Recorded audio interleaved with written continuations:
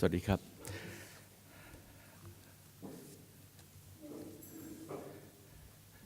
ก่อนอื่นต้องขอพูดเป็นภาษาไทยนิดนึงนะครับขอขอบคุณทุกท่านที่มาร่วมในวันนี้แล้วก็ขอบคุณทางหอศิลป์กทมแล้วก็เอเชียโตเปียที่ได้เชิญผมมาพูดคุยในวันนี้ต่อไปก็ขอบรรยายเป็นภาษาอังกฤษนะครับI like to express my honor and delight to be here tonight to give a little talk on performance. I like to welcome all of our guests, artists who have come from afar, and I think this gathering must be one of the most important and seminal conference in performance or performative plays, if you will, that has been organized in Southeast Asia. So congratulations to Pichum, Kun Jumpon Pisuk, all the members of the Asiatopia. They have been ongoing since 1998. And also Kun Lakana from the BACC and all the volunteers and all the people involved. I like to commence by talking about the word perform or performance art, how it is defined, its genealogy, its definitions, how we use the word, in this case in English, perform and performance or performative. Such words have many layers of meanings and definitions and very multifaceted, and when it's translated it even has additional definitions. So at the moment we're talking about such words or verb in this particular language, but when it is transformed or redefined in other linguistic forms, it has its own additional meanings.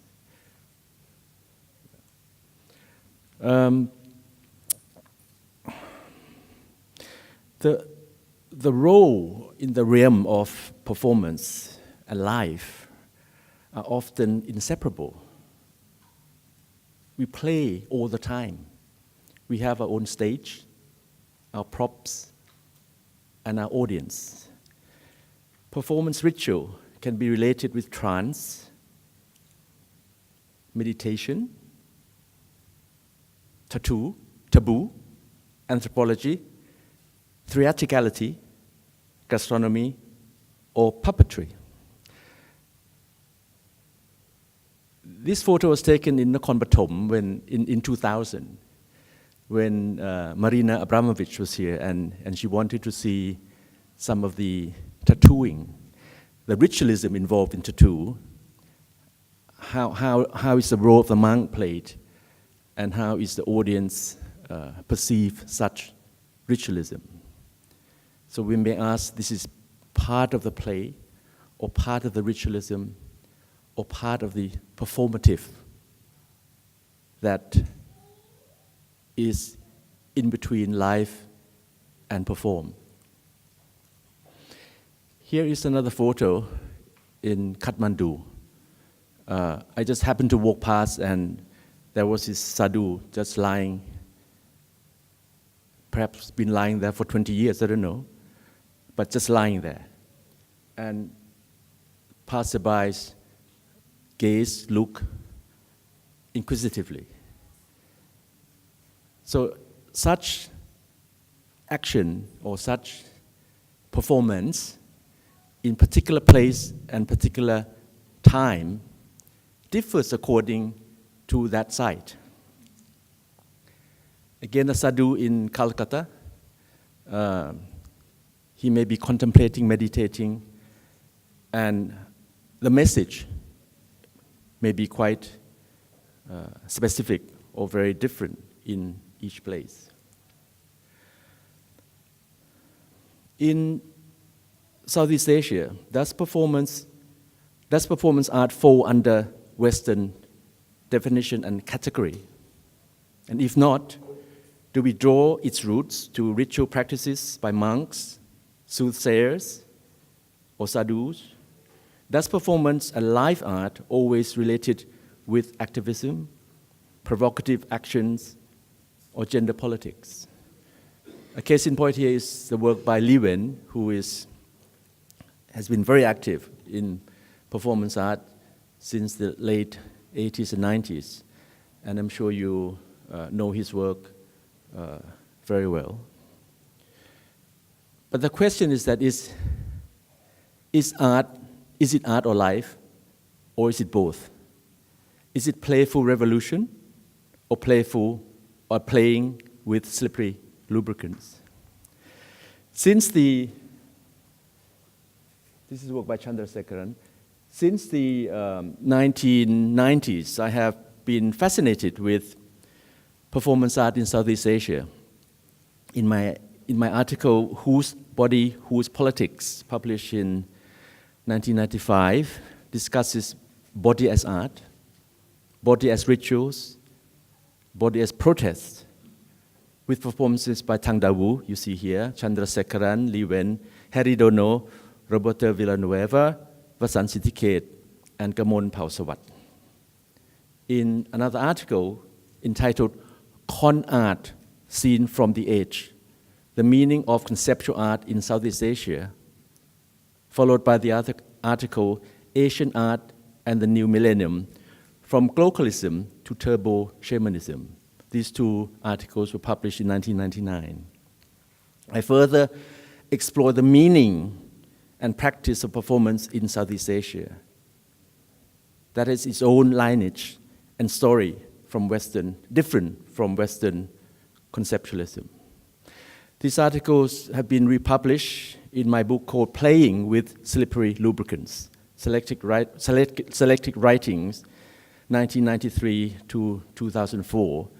And I have complimentary copies for all of you, which will be distributed later. And in the book has also long articles on the works of Dan Cristanto and Harry Dono as well. 1993 marked a memorable year for performance art in Southeast Asia. The first Asia-Pacific Triennial in Brisbane, and the second ASEAN Aesthetic Symposium in Manila, also the Baguio Art Festival, took place in 1993. For the first time, I experienced performances by Dan Cristanto, Harry Dono, which you see here. This is the work that he performed in Brisbane at the first Asia-Pacific Triennial. FX Hasono, Roberto Villanueva, Santiago Bosch, and Thang Da Wu. This is a work by the late Santiago Bosch at the Baguio Art Festival. Vibrant and invigorating, Southeast Asia opened up and live art became integral part of many art exhibitions and forums. Performance and connectivity became synonymous. This is a work by Thang Da Wu, performed in Manila, I think entitled Who Owns the Cock? And this is a very blurred, unfocused photo that I took of Roberto Villanueva when he was performing at the first Asia-Pacific Triennial in Brisbane. But later that year, I began to visit Indonesia. And I had the chance to come across and discuss with the Dan Cristanto, Harry Dono in Yogyakarta, also with Hasono and Yani in Jakarta. I found out that performance and activist art had to be subtle and indirect. For Harry Dono, through wayang kulit, humor, satire, and socio-political critiques merge into theatrical entertainment, which I'm sure you see the performance he and Fasan Syndicate and another well-known artist will be practicing later. I had the chance to work with Harry and Dadang and Yani and Hasono in the exhibition called Contemporary Art in Asia, Traditions Tensions in 1996, which opened in New York and traveled to Vancouver, Perth, and Taipei. And later another show called Floating Chimera, again working with Yani, Harry Dono, and Mele Yasma in 2000 in Esvik in Sweden. I think to work with these brilliant artists, you learn a lot, and you follow their paths and how they express their inner self. And the question of, preparatory performance or impromptu performance or action or live art gets very lively and at the same time different at each venue they perform. And I think this is the excitement of how we link Southeast Asian and performance art. And sometimes you need to have your own vocabulary, your own dictionary, as it were, and your own anthology, because you're talking about 3-4 decades now of performance. And we still need to have a lot more publication and a lot more documentary in this area, because it's in the gray area where it's neither here nor there. And sometimes you have big festivals and a lot of activities, and performance art tend to be in the in-betweens.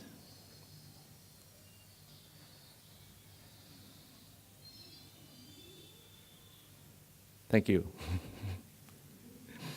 The work I had the chance to work with the solo show of Harry Dono, I like to express how joyous it was to work with him in the exhibition called Dancing Deities and Drunken Demons, sponsored by the Japan Foundation and was shown in Tokyo in the year 2000.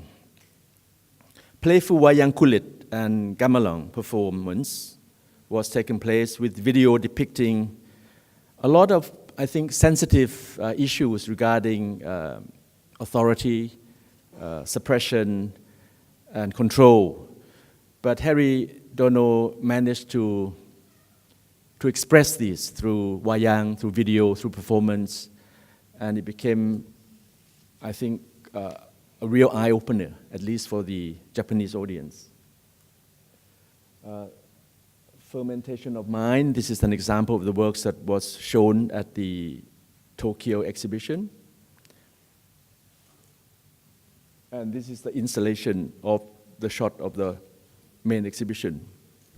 It was, I think, an exhibition that drew a lot of attention and placed performance and installation art from Southeast Asia on the particular map in Japan. While in Vancouver, we had this traveling show, and Dadang Cristanto used artisanship by creating, molding heads, terracotta heads, maybe nearly 100 heads, and he would display them and then would smash them with baseball bats. Chandrasekharan, I showed earlier photo, and this is a shot where he was performing at Baguio Arts Guild, and it shows endurance and breathing. So these two efforts that Chandra poses us to, or challenges us to see what he's trying to put across. And in particular contexts, whether it be in Brisbane or in Baguio, it has specific meanings at certain places. This was a show I made in Limerick, Ireland. And Chandrasekaran chose the space, which is called the Church of St. John the Cross. And when this performance was taking place in the church, it had different layers of meanings. And he uses bleeding and also sewing on his chest. And it gives a very eerie feeling, especially in the context of the church or the chapel. And it gives, different meanings, whether he has inspiration from hermits, from sadhus, but also challenging the meaning of Christian faith in flagellation, in crown of thorns, or bleeding in Christian context. Arayamani, I'm not sure whether she's here today. Yani? Maybe she's coming, yeah? Is a very important artist who was very active during the 90s and still is. And she focuses on identity politics. And she positioned herself as a figure of defiance against phallocentric and commodification of female body. This is a work that she performed in Second Asia-Pacific Triennial in Brisbane. This one she performed at the second Chiang Mai social installation in the 90s. So I've been mentioning these venues, whether it be Baguio, Brisbane, Chiang Mai, Yogyakarta. These are the nodal points, I think, that have been so active. And if we get the chance to do, I'm sure there are many research, but to compile it in such a way that we have a really concise publication and anthology on performance art in Southeast Asia or in Asia, that would be an incredible research, which I feel that is still missing. So Yani uses her body, whereas Araya Rajamrasuk uses corpses. And some of you are familiar with her work, where her video with herself, conversing, talking, chanting, praying, whispering with corpses. This is a performance whereby maybe no audience, just her and the corpses. But the video gets transferred, and we do experience what she's trying to put across in terms of her performance. So in that way, to try to communicate with the dead or the beyond becomes another performance. So that context and the questioning of, how did she get permission to film this? How do people in medicine look at her? This is a borderline and the shift of her performance, and it's not just gender. I think it's questioning, which I think has a lot of meaning and message that differ a lot from Western performance art. Kamon Pausawat, I think he's going to be here to do some activities over the next few days, but Kamon here uses his own body fluids. So body fluids is another medium to communicate. This he performed, I think it's called Give Me a Glass of Water. He performed at the Silom Art Space in 1994. Michael Shawanasai, who's here, of course, is a very, very provocative, sexy performance artist. And I think he pushes at least the idea or the identity politics in Thailand to the borders, to the limits.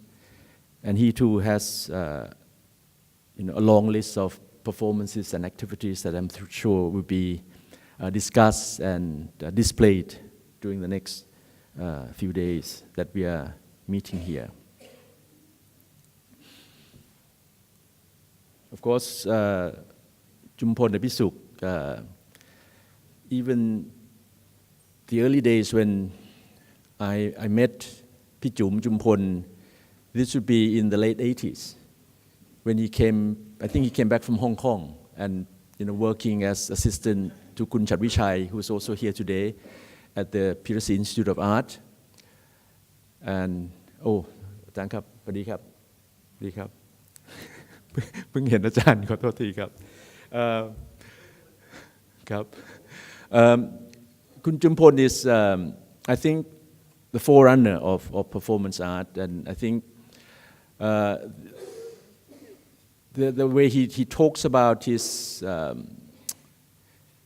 himself as a traveler or someone who's trying to find his own identity not in just Thailand but in Nan, the locality of Nan, and the ritualism in using some symbols of tung or animal blood or or all these mediums in the 80s was quite not so new, but the way he uses it in the context of contemporary art. And those were the days when we were doing Veti Samai. We were doing some activities. This was prior to Asiatopia. So these artists, whether Kun Jumpon, Kun Surapon, Mongkon, Ben Bang Chang, all these performance artists, now they're getting on a bit. So they need to have new blood, young blood to take over. Not take over, but continue their very energetic performance. In 2003, Ajahn Graisak was also one of our great patrons and supporter. This was the first time when Thailand was officially presented at the Venice Biennale. And we were given a chance to do a Thai pavilion. This is the good news. But the bad news is that we had no money and almost no space, because the organizers at Venice said that we can show at Venice Biennale, but we had to build our own pavilion. So building the pavilion became the performance art, where the 7-8 artists, Kun Sompong Tawi, Wasan, Sittiket, Manit, who's also here, Kun Manit, and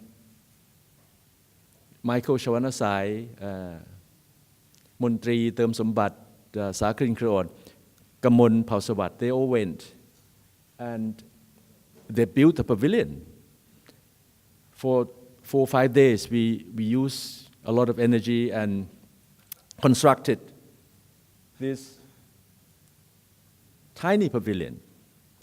But it became such a symbolic, it's like poor man's pavilion, It was like fifth world pavilion. It was like we had nothing. But we still built it in that scorching heat. It must have been one of the hottest summers. And we survived on this drink called spritz. Ajahn Graisak Junawan introduced us to spritz. This is an Italian drink that kept us going. And we had a great time because the opening was like a joie de vivre, a very performative with Thai food and Thai performance. And we had these artists walking around in Venice Biennale. So they were like mini Thai pavilions, walking, showing ourselves, making our own identity. So how to make do, how to adapt with conditions. So performance became very exciting for us anyway in that particular time at the 50th Venice Biennale. But the message was about anti-American imperialism, because in those days there were a lot of expansion through globalization and through even culture of the West, And in this context, it was a time when President Bush was doing his aggrandizement. And art became a message whereby it's not so direct activism, but softly sending the message to the viewers of Venice Biennale. And this is Muntri Term Sambat. So we use the garden. Giardini was near the garden of the Piazza Garibaldi, and we use the garden to do our own activities daily.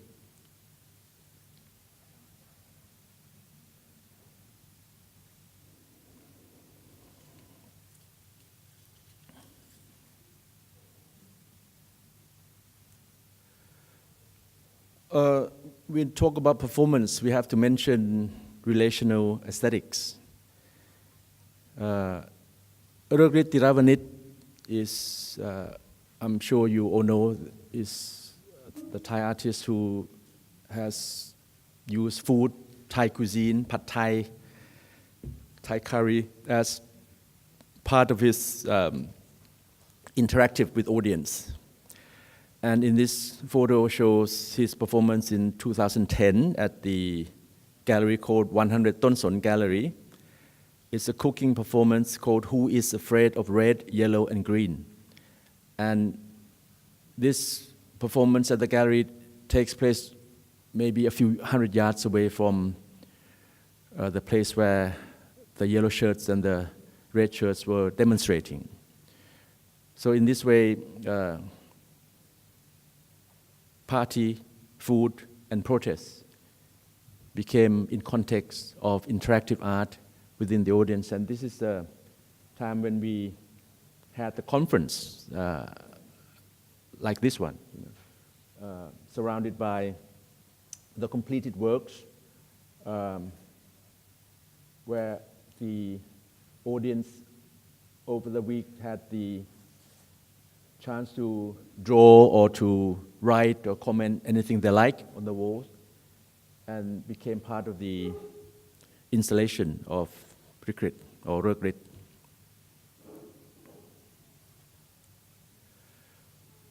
Like I said, in Southeast Asia, it's not just Southeast Asian artists who perform. I'm sure like our guests today, from Finland, from Germany, from places from afar, come to perform.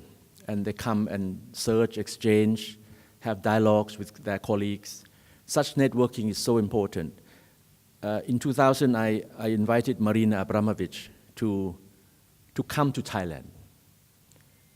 And just for her to come to Thailand became a performance in itself. And I told Marina, please come. But again, we have no money.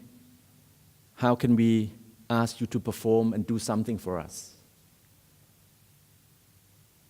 And she said, I come, but if you give me durian, durian. She would eat durian every day with Vitamilk. And this was the exchange where we asked this very prominent performance artist, and she came and gave a really fantastic lecture at Chulalongkorn University on performance. And her lecture became the performance. This is very, very a big move, I think, for someone like Marina to come and give us something. And 5 years later, I asked her again, Marina, please come to Thailand.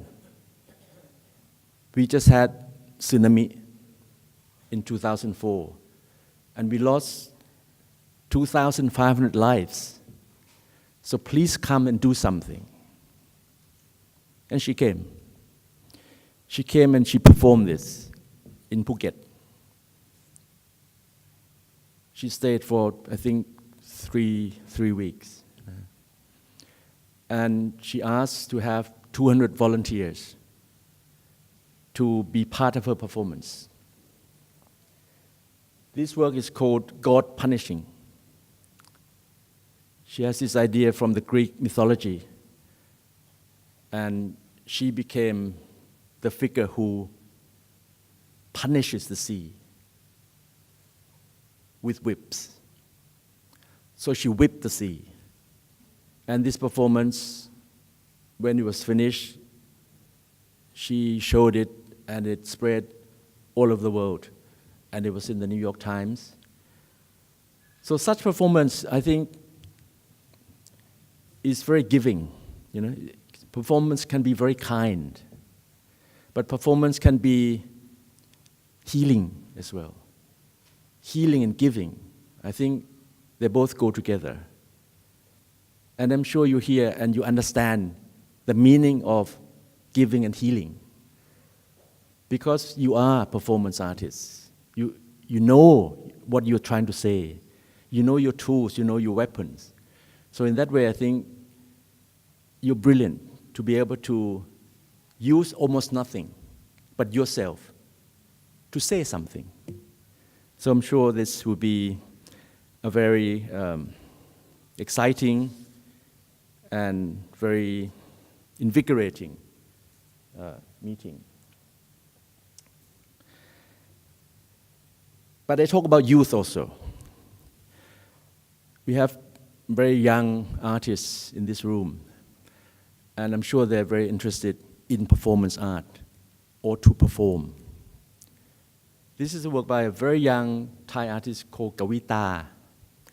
Kavita uses her body and she expresses also female identity. She expresses the role of the woman. But her video here is like her suffering also. She squeezes the orange juice. You know, the video, I'm sure some of you have seen, you know. It continually squeezes the orange juice. But it can also be interpreted as the blending of red and yellow. So I think the youth has a lot of messages to put across. And with the new medium, today we are using a lot of new medium, social media, Instagram, infographic, all these new mediums can also help the way live art, body art, or performance art can be translated and put across.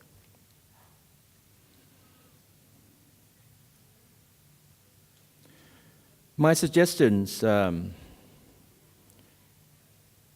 have these contents. For example, I suggest that one, how to adapt and make use of real time, real Facebook, or viral news. For example, how can we make 10,000 more people be with us today, right now, real time, which I'm sure we might be doing this right now with live Facebook. So live art and performance art does not have to be isolated with a small group of people. Now it can be viral. Secondly, networking through digital media, which is quite inexpensive these days, can keep performance artists connected and updated. And I'm sure you know that networking is very important, because some of you feel that you're working in isolation or in remote areas. Such connections can make you connect instantly. Thirdly, awareness of how messages related to activism, to social political issues, gender, or environment are conveyed by non-artists. Because a lot now with designers, with media, they have a lot of creative ideas, and maybe they're not artists. So in that way, they're putting across a lot of messages through creative media. So must be aware of that, because messages about gender, environment, society, politics are similar messages, but how it's put across. And fourthly, we must open doors for new generations as they have freshness and technological know-how to make live art alive, challenging, and unpredictable. And very lastly, I suggest or like to put forward, I mentioned earlier, the anthology of performance art in Southeast Asia.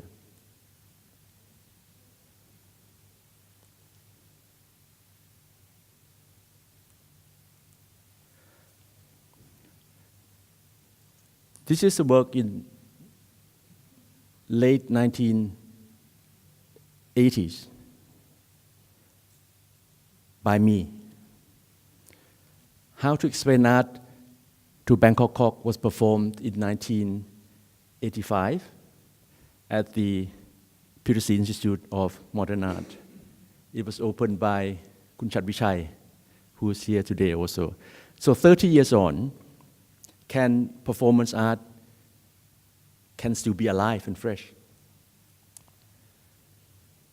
I used live art and live animals to put the message across to the Thai audience at the time on what is art, what is appropriation, and what is the context of live art in context of Thai art at the time.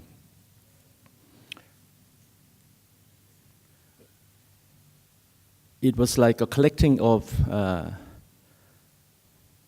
statistics of explanation of the history of art through Mona Lisa to chicks, cockroaches, and turkeys. And these were recorded and made into a graph to study. 2 years later, I made another performance called Blue Laughter. It was full of appropriations of Andy Warhol, of Bruce Nauman, of Nam June Paik, of Joseph Kosuth, and many others. And it was performed at the Herbert Johnson Museum at Cornell University, and then followed by the National Gallery in Thailand.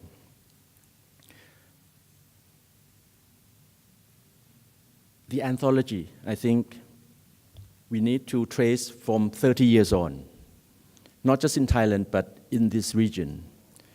A compilation of essays, of videos, of documentation would be important and critical. Secondly, performance art should be taught and have courses.